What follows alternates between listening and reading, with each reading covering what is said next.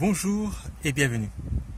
Dans cette vidéo que je vais te présenter maintenant, je vais te donner 10 conseils pour que tu puisses gagner en efficacité pour ta VAE. Donc tu verras que cette vidéo est un peu plus longue que celle que je propose habituellement. Mais prends le temps de bien la regarder en entier si tu veux vraiment gagner en efficacité. Donc je te dis à tout de suite de l'autre côté et puis on voit ça dans mon ordinateur. Donc voilà, on se retrouve là sur mon ordinateur. Et très rapidement, je te montre ce qu'on va examiner ensemble. Donc regarde, on va examiner toutes ces parties. Voilà, tu vois qu'il y a pas mal, de choses. Voilà, comme tu peux le voir à mon écran. Voilà, donc c'est pour ça on va pas perdre trop de temps et on va attaquer tout de suite. Donc, je vais grossir un petit peu pour avoir une meilleure visibilité, hop, comme ça, et voilà. Donc, comment gagner en efficacité pour ta VAE? Donc, le premier point qu'on voit ensemble concerne donc la télévision et Internet. Qu'est-ce que je veux dire par là? Eh bien, Internet et la télévision sont du bouffetant. C'est-à-dire que il faut savoir à quel moment tu vas utiliser ces outils. Parce qu'il faut les considérer comme des outils. C'est vrai que ces dernières années, bon, je ne sais pas quel âge tu as, mais aujourd'hui, on habitue les personnes, en tout cas les enfants, on les met souvent devant la télévision dès leur plus jeune âge, et ils prennent l'habitude de le faire, et cela continuellement. Dès qu'ils rentrent à la maison, la première chose qu'ils font, c'est d'allumer la télévision. Peut-être que toi aussi, tu fais exactement la même chose. Or, comme on vient de le dire, tu es en train de passer une VAE, donc tu as besoin de temps. Donc ce qu'il faut, c'est t'organiser, et il en va de même pour Internet. Donc qu'est-ce que tu peux faire? Tu peux planifier les moments sur lesquels tu vas te mettre à la télévision et les moments sur lesquels tu vas travailler ton livret 2 ou préparer ta VAE. Donc pour cela, il faut que tu le programmes. Il n'y a pas de surprise. Lorsque tu prends rendez-vous chez ton médecin, qu'est-ce que tu fais? Tu le marques sur ton agenda. Voilà, rendez-vous chez le médecin. Et bien là, c'est pareil. Il faut prendre rendez-vous. Il faut que tu te réserves des moments pour construire ton projet. Pourquoi?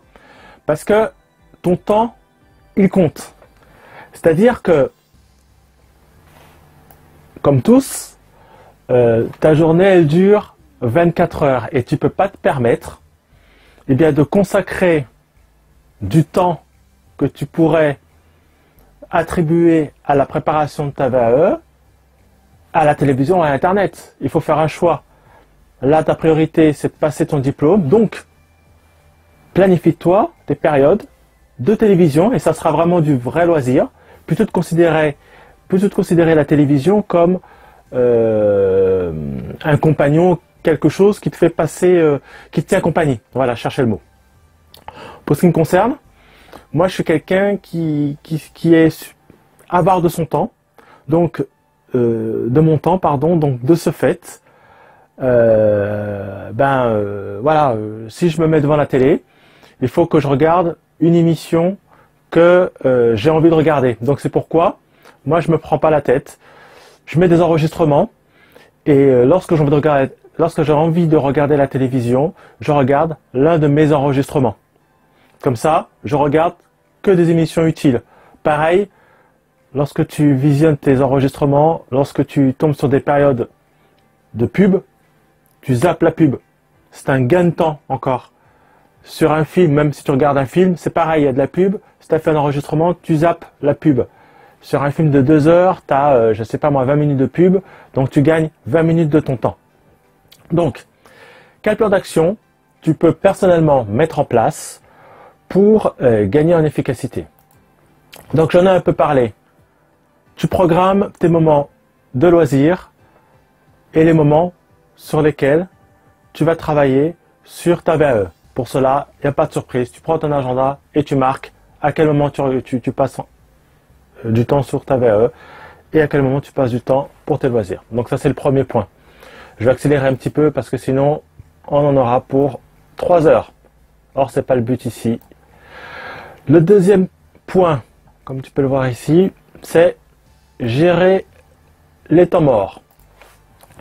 Qu'est-ce que ça veut dire? Bien, en fait, dans notre vie quotidienne, il y a toujours des moments où tu es amené à attendre.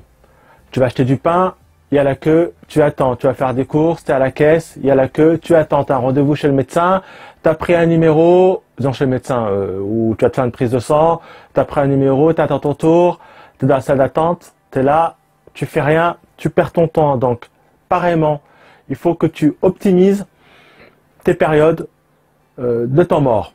Qu'est-ce que tu peux faire? Bien, toujours en lien avec ta VAE, tu peux par exemple écouter un audio ou une vidéo YouTube, comme tu es certainement en train de le faire, et si tu le fais, je t'en remercie. Prendre des livres, toujours en lien avec ton diplôme ou sur le métier que tu veux exercer. Optimise ton temps. Tu peux également avoir des réflexions si jamais voilà, tu travailles sur une activité, sur ce que tu as fait, comment tu l'as fait. Tu prends ton carnet et tu notes tes idées de manière à gagner ton temps. Parce que le temps que tu vas passer ici, ce n'est pas du temps que tu passeras pour ta VAE. Pareillement, je t'ai parlé de moi tout à l'heure. On sait que la vie est courte. On ne voit pas le temps passer. Et donc, il faut que toutes tes minutes de vie, il faut qu'elles comptent. Donc là, on parle de VAE, mais ça peut être pour n'importe quel autre projet. Optimise ton temps. Donc ça, c'était le point numéro 2. Qu'est-ce que tu peux mettre en place? Donc, comme plan d'action. Anticipe tes temps morts. Généralement, bon, on sait plus ou moins ce qu'on va faire le lendemain. Donc, j'ai pris tout à l'heure l'exemple du rendez-vous pour la prise de sang. Donc, tu as une prise de sang à faire. Tu sais que tu vas dans un cabinet médical où il y a pas mal de personnes. Donc, tu anticipes. Si tu as l'habitude de faire ta prise de sang, tu sais que tu as peut-être une attente de 10 minutes. Donc, essaie de réfléchir, essaie de voir ce que tu vas faire durant ces 10 minutes. Emmène ton portable avec toi, sélectionne la vidéo que tu veux regarder. Ça, tu peux le faire chez toi. Comme ça, une fois que tu es dans la salle d'attente, tu regardes ta vidéo, tu bâtis ton esprit et ça, c'est quelque chose d'important.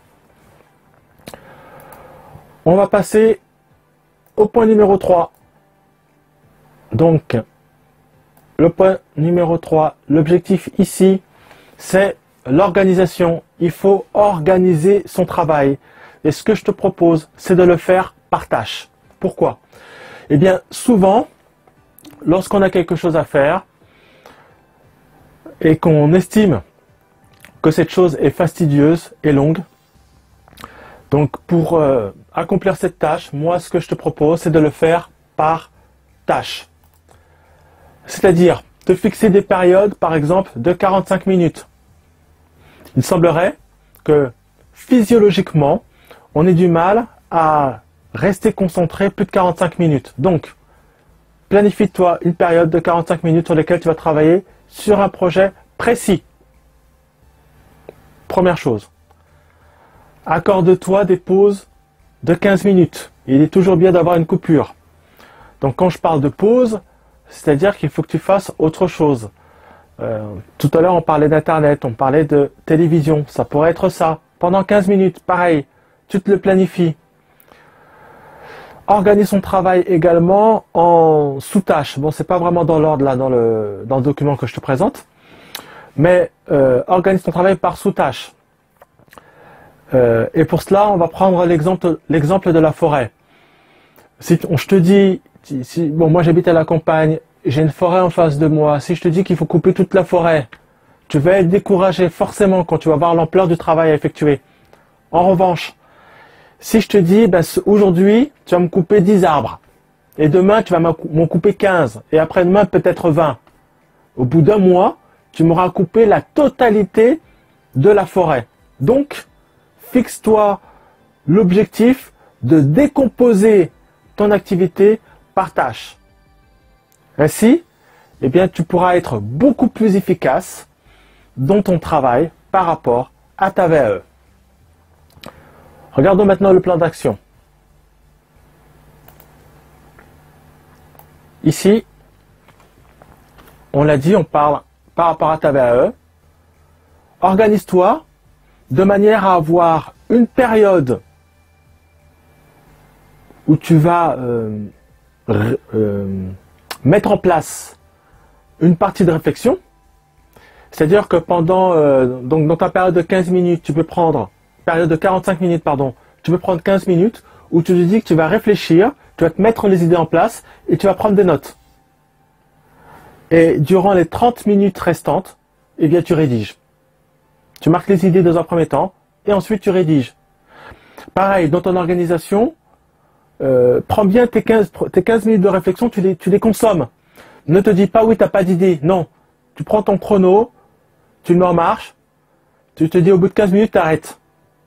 Tu te poses, tu fermes les yeux, tu réfléchis, tu notes tes idées et durant les 30 minutes suivantes, tu te mets à rédiger. Voilà donc pour le plan d'action pour le point 3. On passe maintenant au point 4. La concentration. Effectivement, quelle que soit la tâche que tu fais, que ce soit dans la vie courante, quand tu travailles sur des dossiers, et là on parle de VAE, il est important que tu restes concentré. On a parlé tout à l'heure de la télévision. Et bon, j'ai un proche de la famille qui prépare actuellement un diplôme. Et ce que fait ce proche, eh bien, il travaille tout en ayant la télévision à proximité. Mais c'est pas travailler d'une manière optimale. Pourquoi? Parce que quoi que tu puisses dire, même si tu baisses le son, il suffit que tu sois sur ton dossier, tu lèves les yeux, tu vois l'image, forcément tu es distrait. Tu peux me dire oui mais non, je fais pas attention, c'est pour avoir une compagnie, oui peut-être, mais quoi que tu puisses en dire, tu te laisses distraire par la télévision. Donc pour moi c'est quelque chose qu'il faut exclure. Tu es sur ton dossier, tu vas se concentrer sur ton dossier. C'est comme lorsque tu es à l'école, on te donne un sujet de 2 heures, tu es concentré sur ton sujet et tu fais ton sujet en 2 heures sans te laisser distraire. Et tu es efficace. Voilà.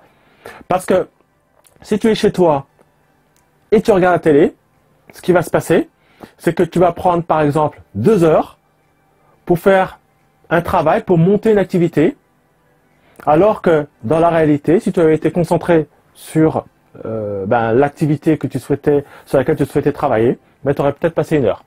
Donc l'objectif ici, c'est d'être efficace. Et si tu veux être efficace, il faut que tu te donnes les moyens de pouvoir réussir dans le temps que tu t'es imparti. C'est pourquoi il est important de faire attention à son environnement de travail. Ne va pas travailler à un endroit où tu sais qu'il y a du passage.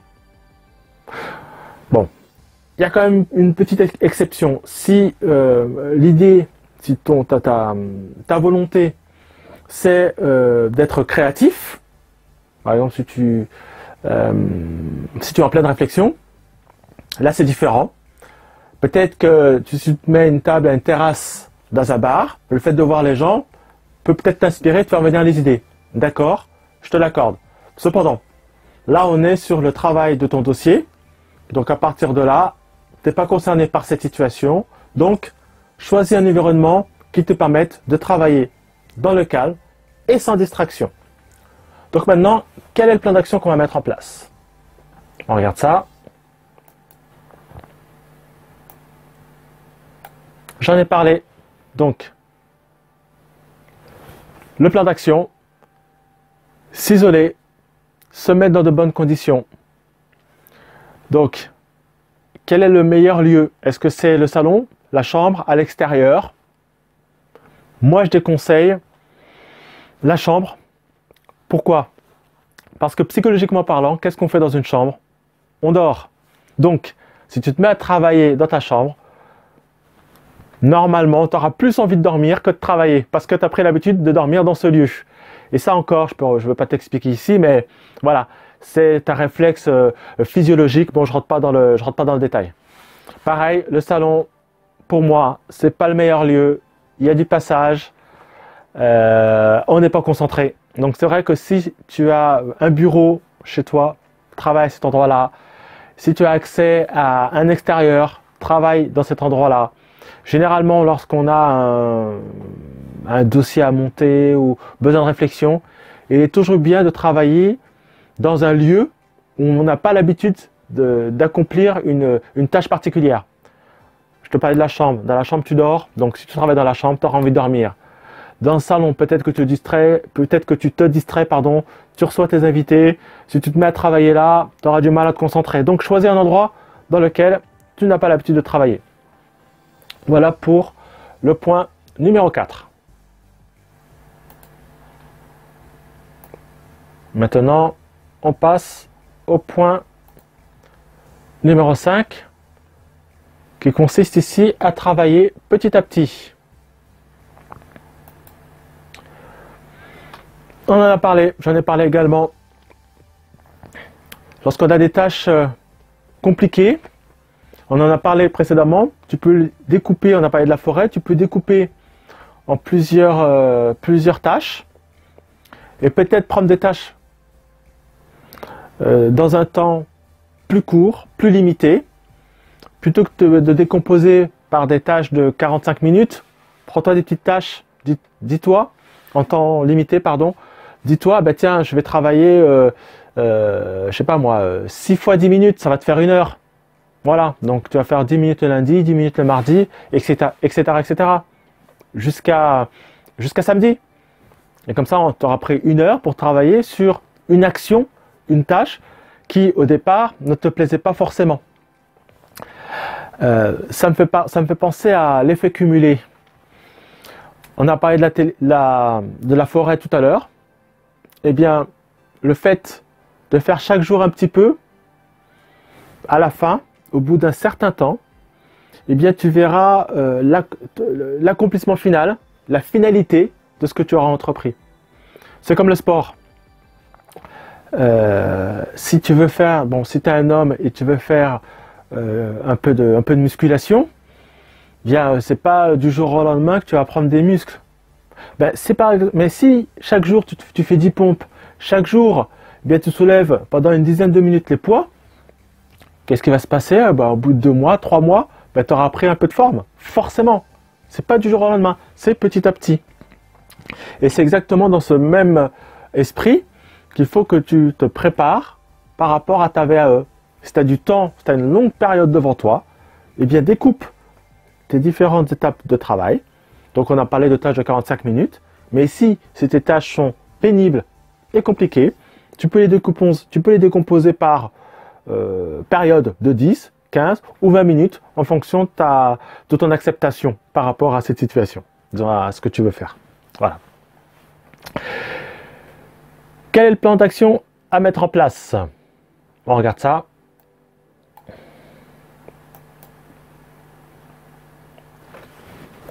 Donc, ce que je te propose, c'est que ça marche pour moi, ça marche pour beaucoup de personnes.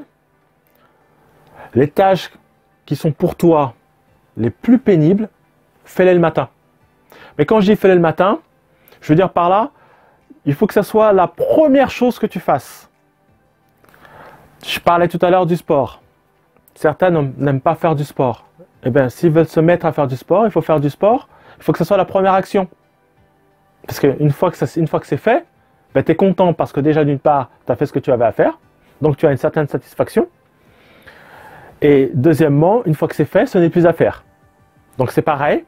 Si tu es en difficulté dans ton dossier par rapport à un point particulier ou une réflexion particulière, tu la planifies.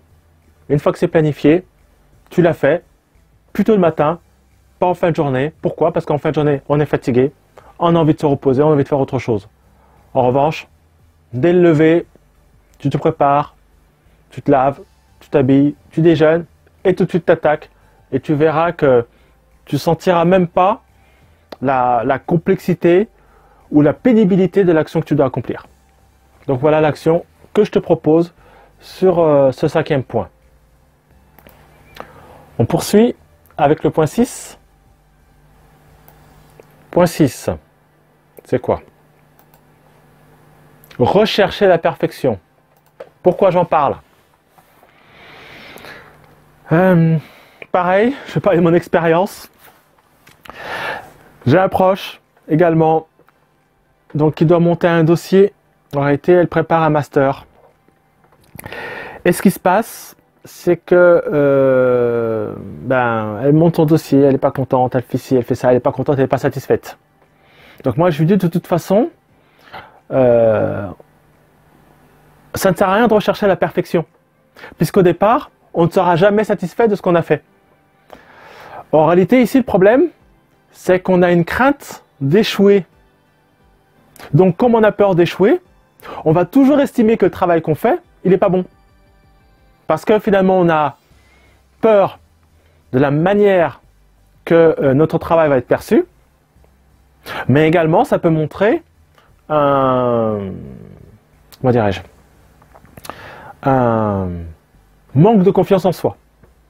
Donc c'est pourquoi, en tout cas moi c'est le conseil que je te donne, ne recherche pas la perfection, car personne n'est parfait. Et je vais te parler de Bill Gates. Donc si tu ne connais pas Bill Gates, c'est celui qui a fondé, c'est le cofondateur de la marque Microsoft. Donc il a participé à l'élaboration du système d'exploitation Windows. Donc il faut savoir, si tu as déjà travaillé avec un ordinateur Windows, dès sa création, l'application, le système d'exploitation Windows plante. Il y a des bugs. Il y a toujours des bugs. Windows a toujours eu des bugs. D'ailleurs, Windows n'a jamais été considéré comme un système d'exploitation fiable. Pour autant, Bill Gates a fait sa fortune en vendant un système d'exploitation qui n'était pas fiable. Donc, question. À ton avis, est-ce que Bill Gates savait que son système d'exploitation n'était pas fiable? Je te laisse réfléchir. Bien oui, il savait très bien que son système d'exploitation n'était pas fiable. Pour autant, cela ne l'a pas empêché de commercialiser ce produit et de devenir l'un des hommes les plus riches du monde. Donc pour ta VAE, c'est exactement pareil. Tu vas monter ton dossier et je te le dis tout de suite, tu ne vas pas être satisfait de ton dossier. Parce que c'est normal, c'est naturel. Mais pour autant, ce n'est pas parce que tu n'es pas satisfait que ton livret n'est pas de bonne qualité. Donc, oui, bien sûr, tu le prépares, tu mets toute ton énergie pour le faire, il n'y a pas de sujet là-dessus. Néanmoins, une fois que c'est fait, c'est fait. Une fois que tu l'as envoyé, que tu l'as remis, c'est fait. Voilà, tu reviens là-dessus et tu te prépares pour ton oral. Donc, quel plan d'action je te propose par rapport à ce point-là? Donc, le plan d'action que je te propose pour le point 6 consiste à écrire, donc à préparer, à faire ton livret comme tu le sens, et à prendre quelques jours de repos. C'est-à-dire que pendant quelques jours, tu ne le relis pas, tu n'y touches pas. Ensuite, tu le reprends, tu le relis, tu essaies d'avoir un regard critique sur ton livret, et tu apportes les modifications que tu juges nécessaires. Voilà. Voilà ce que je te propose pour le plan, c'est pour le point 6. Nous passons au point 7.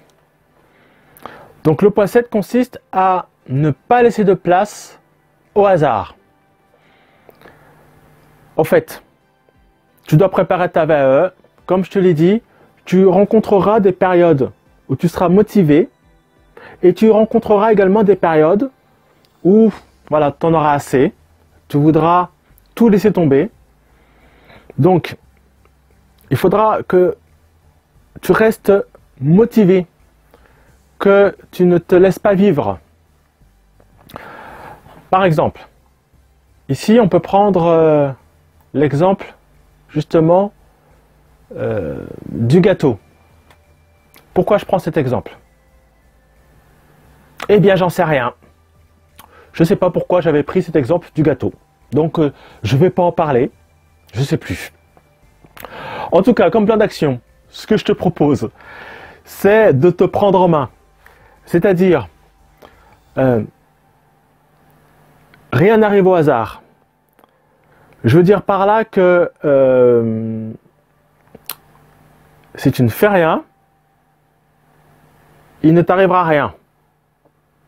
Si tu prends les choses en main, forcément tu tireras bénéfice de ce que tu entreprends.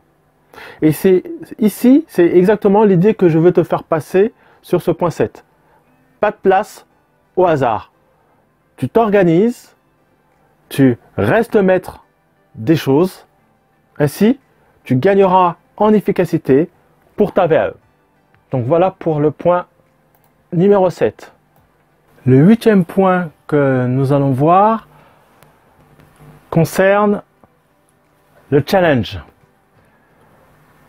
Effectivement, moi le conseil que je donne, c'est que pour réussir, pour être efficace, eh bien il est important de se challenger. Donc là j'ai débranché ma souris, je la remets. Voilà, donc c'est pour ça que tu entends du bruit. Donc se challenger. Qu'est-ce que ça veut dire? Ça veut dire se lancer des objectifs personnels. Je te donne un exemple. Moi, j'aime bien des fois quand je travaille, quand j'ai une tâche à faire, je prends mon chrono et je me dis, bah, tiens, tu accomplis cette tâche en 3 minutes, en 5 minutes. Comme ça t'oblige à être efficace et à travailler du mieux que tu peux, à optimiser le temps que tu utilises par rapport à cette tâche. Donc tu te fixes des objectifs. En réalité, donc quelqu'un qui prépare sa VAE, on peut le comparer à un sportif de haut niveau, dans la mesure où le sportif il se challenge, il veut avancer, il veut arriver à un certain résultat et il se fixe cet objectif. Et pour cela, il le fait étape par étape. Ben pour la VAE, c'est pareil. Il y a un dossier à remplir, certaines informations à recueillir, il y a une certaine réflexion également à porter. Et donc c'est assez compliqué, assez difficile. Donc c'est vrai que généralement, quand on s'organise pour passer une VAE, il faut s'organiser. Et donc l'idée que moi je te donne pour te challenger, c'est de te fixer des objectifs et te challenger par rapport donc à tes tâches que tu as effectuées et en te chronométrant. Donc, quel plan d'action tu peux te fixer? Donc je viens d'en parler, c'est de lancer des défis horaires. Exemple, voilà, je me donne 10 minutes pour accomplir cette action. Si tu réussis, eh bien, tu peux te donner une récompense.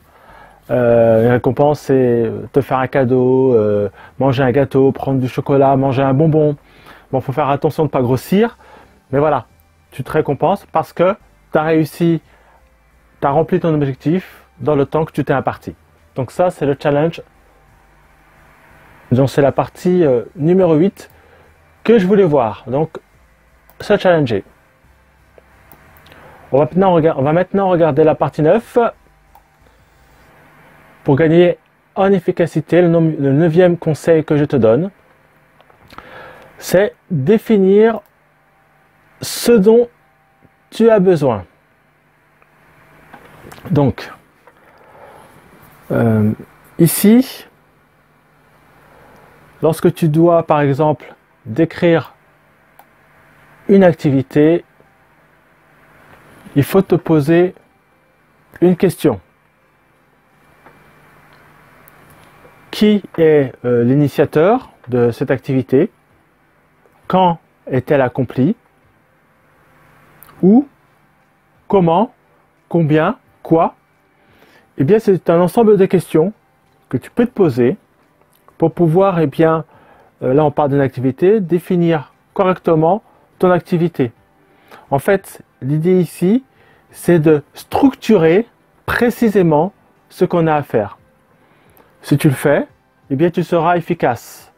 Donc, par rapport aux différents points que tu as à développer, aux différents items que tu souhaites, sur lesquels tu souhaites t'exprimer, eh bien pose-toi ces 7 questions, 4, 5, 6, c'est 6 questions, pardon, pour pouvoir être le plus précis et le plus efficace possible. Comment tu peux faire?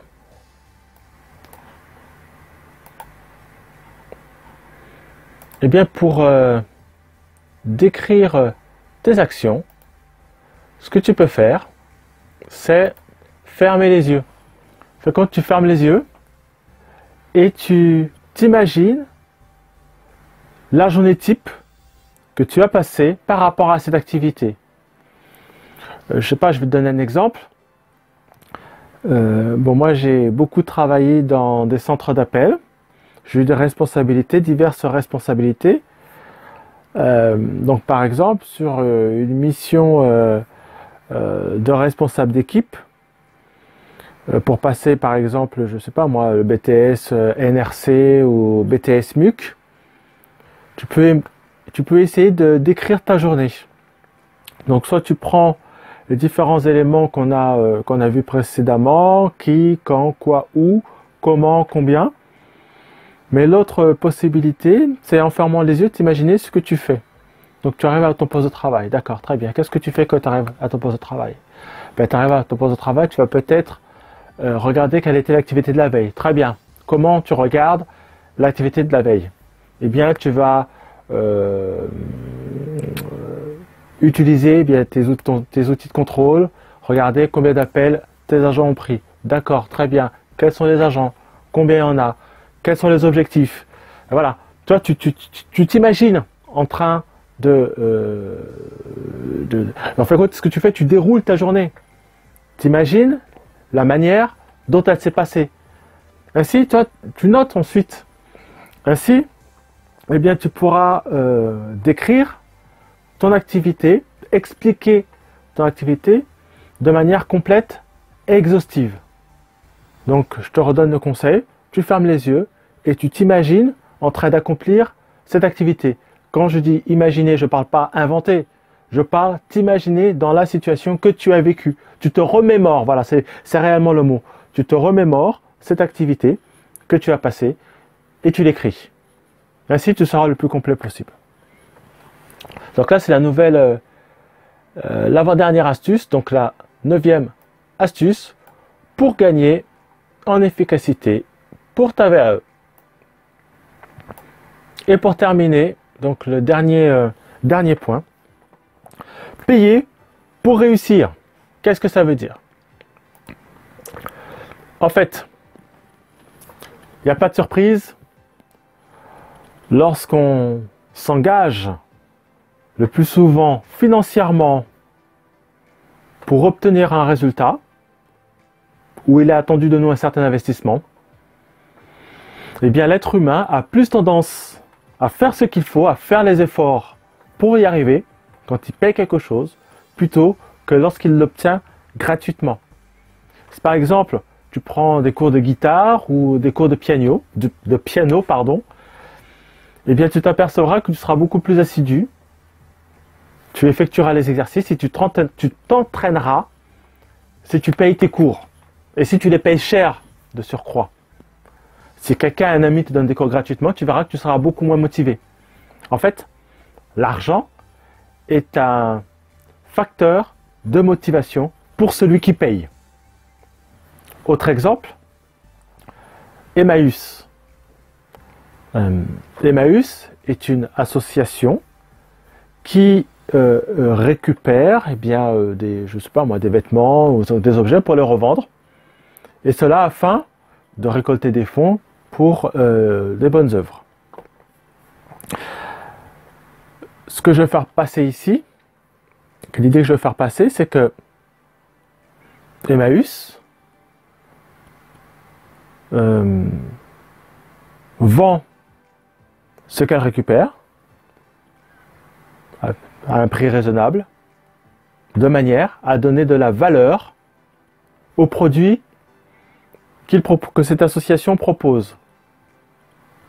Si elle mettait ses produits à un prix très bas, eh bien cela dévaloriserait l'association et ce qu'elle vend. Je ne sais pas si je suis clair. Ce que je veux faire comprendre ici, c'est que le prix de vente, si le prix est raisonnable dans les standards, eh bien cela donne du crédit au produit qui est vendu. Donc c'est exactement la même idée dont je parlais précédemment.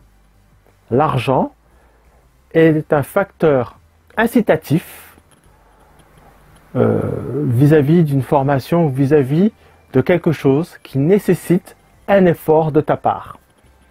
Donc je parlais de piano, je parlais de guitare tout à l'heure, mais ça peut être n'importe quoi.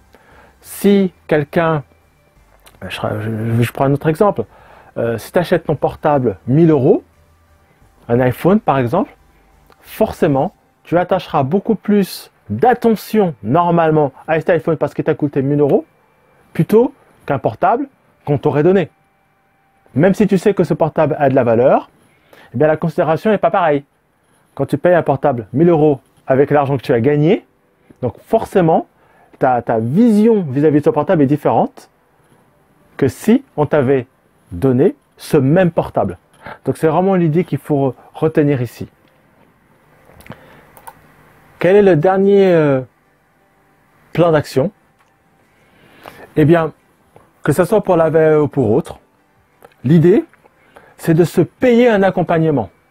En effet, si tu te payes un accompagnement de surcroît de ta propre poche, tu seras beaucoup plus investi dans la construction de ton dossier et beaucoup plus investi dans la rédaction et la préparation de ta VAE. Donc voilà pour les conseils que je voulais te proposer. Donc je te rappelle que dans la description, tu trouveras un lien que je t'invite à cliquer où je te propose une formation sur comment réussir sa VAE à l'oral sans crainte. Donc tu cliques sur le lien et tu accéderas à une page qui te expliquera qui te donnera toutes les explications pour pouvoir accéder à cette formation. Et en plus, tu verras qu'il y a une surprise par rapport à ce produit que je te propose. Donc, clique sur le lien et tu vas voir ça. Je te dis à bientôt pour une prochaine vidéo.